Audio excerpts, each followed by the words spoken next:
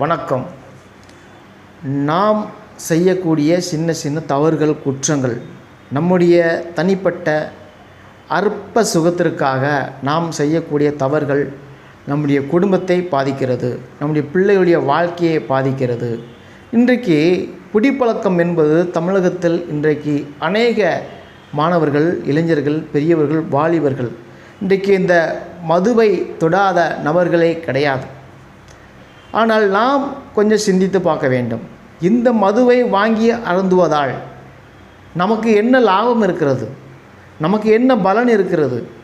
இதனால் என்னுடைய பணம் செலவாகிறது. இதனால் என்னுடைய உடம்பு கெட்டு போகிறது. இன்றைக்கு எத்தனை பேர் குடித்துவிட்டு விபத்தில் மரணித்திருக்கிறார்கள்.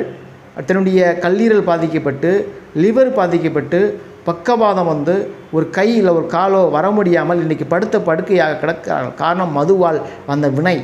புகையிலை, பீடி, சிகரெட்டு, கஞ்சா போன்ற புகையிலையை நாம் உட்கொள்வதால் அதனால் வரக்கூடிய நோய்கள் என்ன?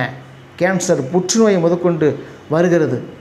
இதனால் நம்முடைய குடும்பம், பிள்ளைகள் இன்றைக்கு நடுத்தரவில் நிற்கக்கூடிய நிலைமையை காண முடிகிறது இல்லையா?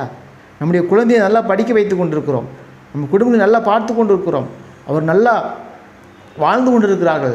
ஆனால் இந்த மதுவால் பாதிப்படைந்து நாம் படுக்கிற பொழுது, நாம் மரணிக்கிற பொழுது அந்த குடும்பத்தினுடைய வாழ்வாதாரம் ஒட்டுமொத்தமாக பாதிக்கப்படுகிறது. அந்த பிள்ளையுடைய படிப்பு பாதிக்கப்படுகிறது, பிள்ளையுடைய வாழ்க்கை பாதிக்கப்படுகிறது. அதுக்கப்புறமா அந்த குழந்தையும் குடும்பத்தையும் யார் பார்ப்பது?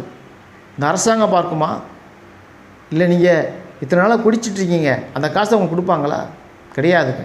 நீங்கள் நல்லா வேலை செய்கிறீங்க, நல்லா உழைக்கிறீங்க, 1000, 2000, 3000 சம்பளம் வாங்குகிறோம். ஆனால் வருகிற வழியிலே அதை காலி செய்து கொண்டு வருகிறோம்.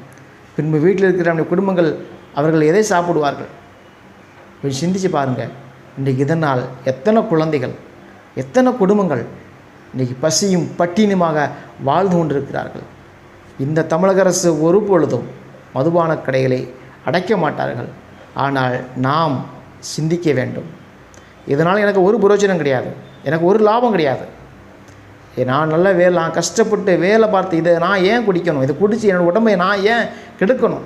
இதனால் என்னுடைய மனைவி, பிள்ளைகள், என்னுடைய பெற்றோர்கள் பசியினால் வாடிக்கொண்டிருக்கிறார்கள் என்று நாம் என்னைக்கு சிந்திக்கிறோமோ அன்று தான் நாம் முழுமையாக இந்த புகையிலிருந்து வெளியேற முடியும். மதுபானத்தை விடுங்கள், மதுபானத்தை அருந்தாதர்கள். நம்மை நம்பி நம்ம குடும்பம், பிள்ளைகள் இருக்கிறது என்பதை சிந்தியுங்கள். தமிழகத்திலே அநேகமான விதவைகள் வாழ்ந்துட்டுருக்கக்கூடிய மாநிலம் தமிழகம். தமிழக அரசு சிந்திக்காது